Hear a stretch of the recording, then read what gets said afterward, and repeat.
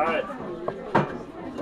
I'm going to start with the standard chin here. This is the chin variety. They've got the most points on color. So when you start with this breed, there's 35 points on color. You're going to have 25 on American chin. You're going to have 15 on your giant chins.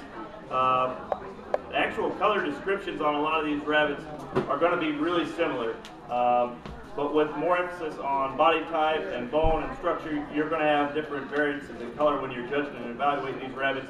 You start off with these standard chins. When you blow into this coat, you got to realize this coat density is the most important thing. It states that it's supposed to have a fur length that's very specific that they want. But the main thing is you can allow for shorter or longer fur lengths as long as density is the most important thing.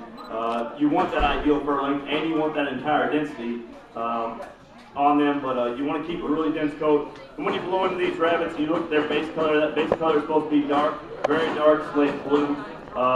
And it should carry up a little bit over halfway through that coat. And then you want that light intermediate pearl band. You want as light as possible pearl.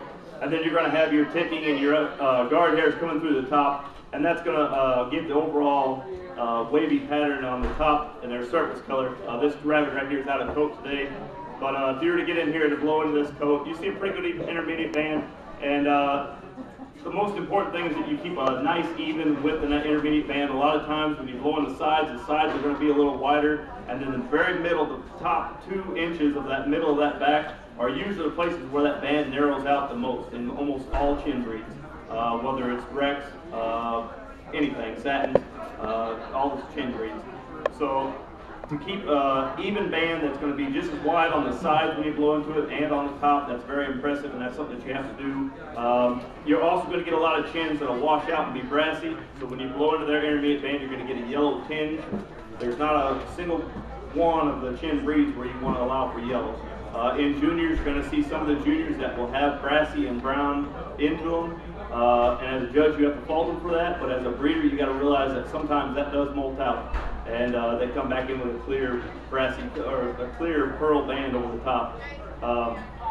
With that said, like I say, a very dark base color, and a lot of people don't give enough points, and there are points on the base color. You're running, I believe, 8 points on base color, and so that base band needs to be as dark as possible. A lot of people, they see that beautiful, really light pearl intermediate band, and they're really impressed with it, but if it doesn't have that super dark base color to give enough contrast to it, you're still not getting the desired appeal that you're wanting off a chin variety.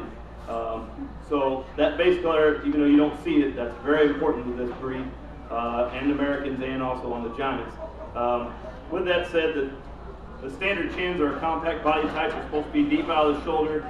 They're supposed to be deep to the midsection and still round over the top of the hindquarters properly.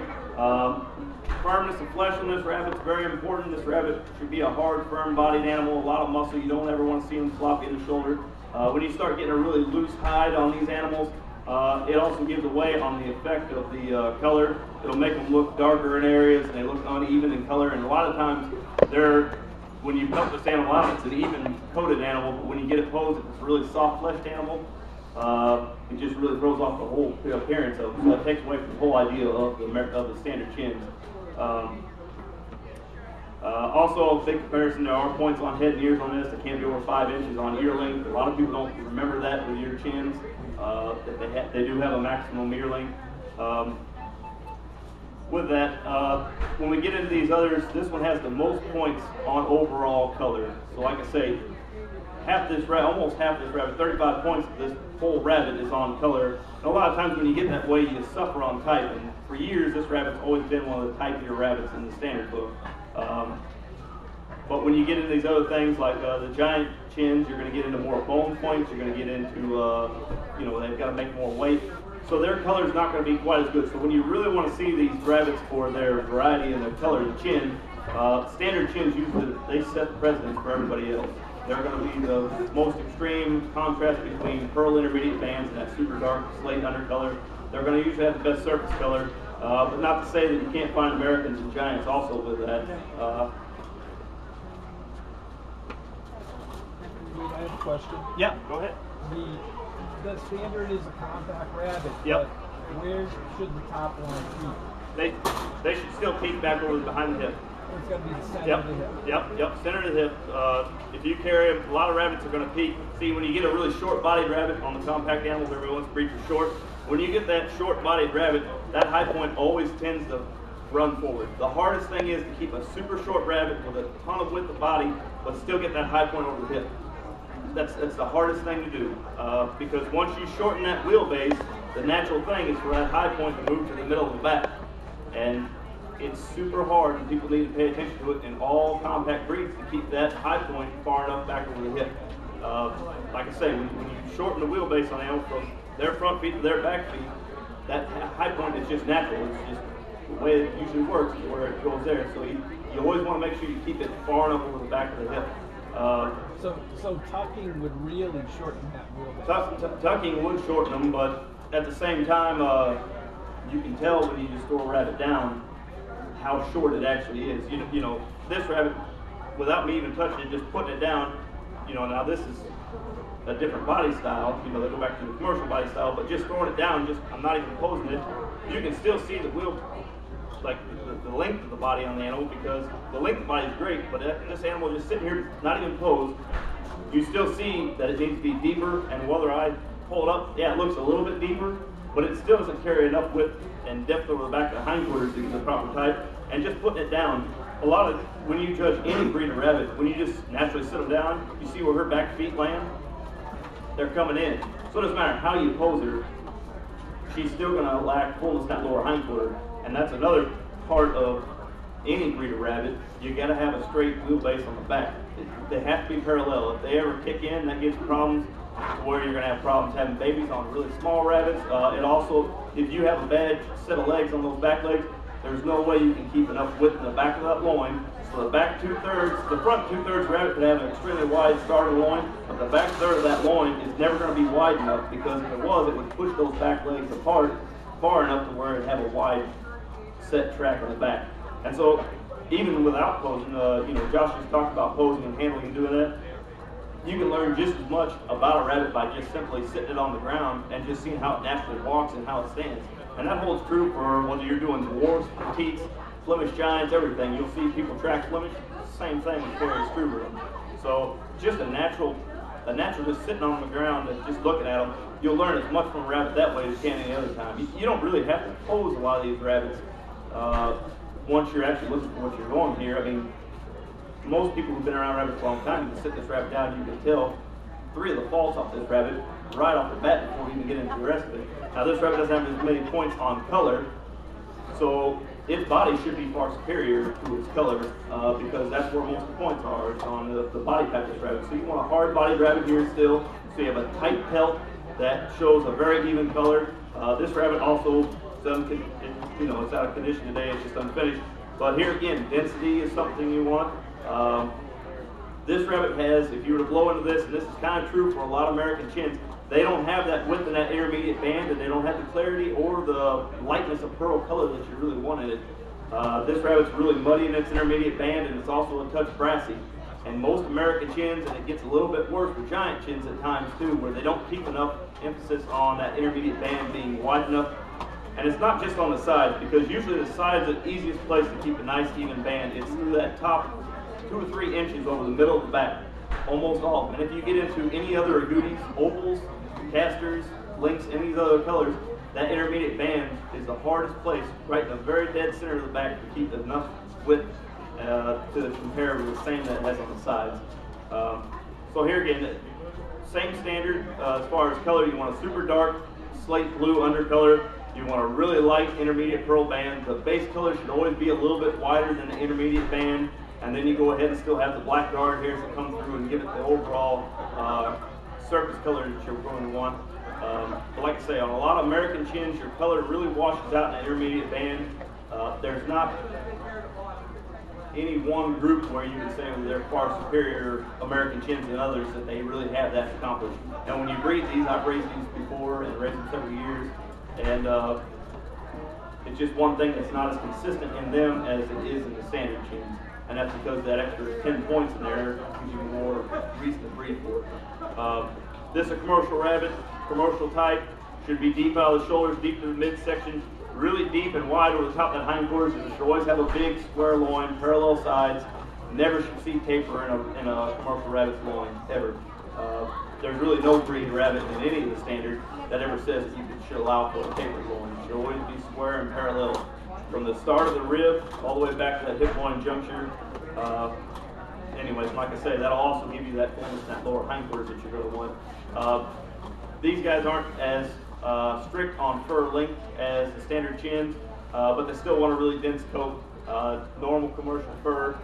And like I said, you're not going to see that intermediate band, but you do want it. You want that still, that really super pearl intermediate band. That's the #1 emphasis, and that keeping that width even throughout the whole body. When we get into this giant chin, it's going to change a little bit.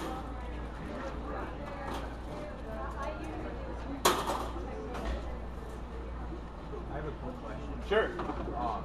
You might have touched base on it already, but when you look at agouti rabbits when they're molt, generally their rates aren't as defined. Yeah, well, and when a rabbit's molting, you're going to have several different things happening, depending on where it's molting. But when you blow in it, the hairs are still going to be the same. So if you isolate certain patches on the rabbit, you can still tell the actual true length of it. But when the rabbit's in a super molt where it's over the top and the hairs are growing in at different stages, that's going to be hard to determine. But there's always usually some spot on the rabbit where you can tell.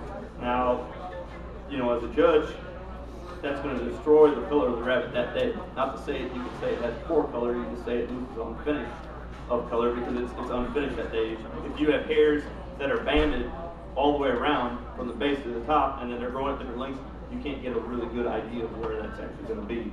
When we get into the giant chins, different body type. We got mandolin type here. More points on bone, more points on body as far as that goes. This is the fewest points you're going to get on color on chins. There's only 15 points, which isn't much for any rabbit, you know. So you really want far superior type now.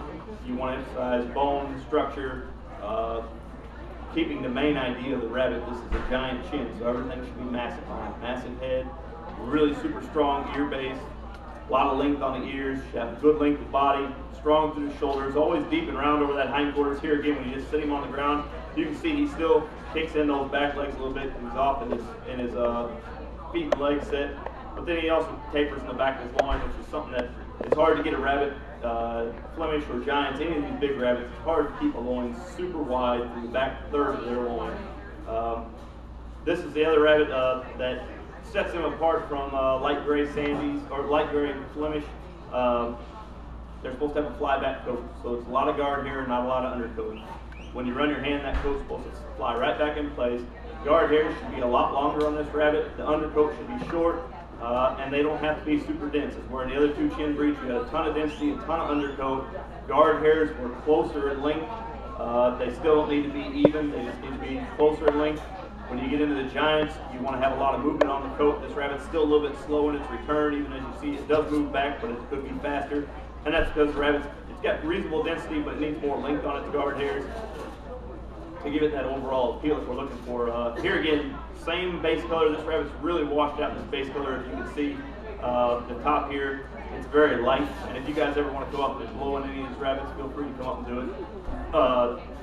This rabbit's very washed out in that base color, and so no matter how beautiful pearl intermediate band, which does have a pretty good pearl intermediate band, it's not very wide, but it's a nice pearl intermediate band. That base color being washed out, it gives away that whole contrast that you're looking for. So keeping that super dark base color starts the whole chin variety. You got to keep a super dark base in all the chins, whether it's satins, mini rex, and then any of these chin breeds that we showed you here. You got to keep a dark base color. It's really hard to do, and a lot of times when you keep that super dark jet black base color, then you lose the width and intermediate band. So it's a thing that you're going with. Also, when you blow, or when you flip these rabbits over and you blow into their belly color, you're going to get a variance here. Now, most of these standards allow for blue base color on the bellies, and they allow for white. They allow for both. If you have a white to the skin base color on their belly, those rabbits are usually your super wide banded rabbits. They're overly wide. They're good breeders, but they're not necessarily what you want, because you still want that base color to be on the back to be over half and be the wider than your intermediate band. So when you get that really white intermediate band, it's great for a breeder, but as far as a show rabbit, when you're looking at them, it's something that you got to cut them for it. But they do allow for both, and that's something you really got to take notice of. A lot of these rabbits that are super dark on the top, they don't have a lot of width in the intermediate band. You blow into their bellies, and you can do this when they're babies, and they're going to go through a lot of changes when they're young. You blow into their babies, you can tell right then who's going to have too wide a band and who's going to have too narrow of an intermediate band over the back just by looking at their belly color when they're young. So that's something you also have to pay attention to. With that said, any questions? Sure. I know most of the chinchillas, they say they're supposed to have a wavy jet black ticking. Yep. Can you describe the wavy to me like that? To me, that's It's kind of hard to see on these guys because they're not prime right now, and usually using the giant's not the best because that's standard again.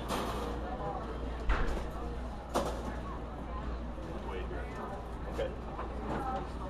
You see in the back here how it's not even. It's not even. You'll see waves going through there. That's because they're supposed to have an uneven guard hair.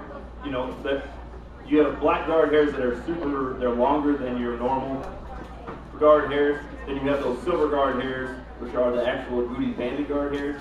They're shorter.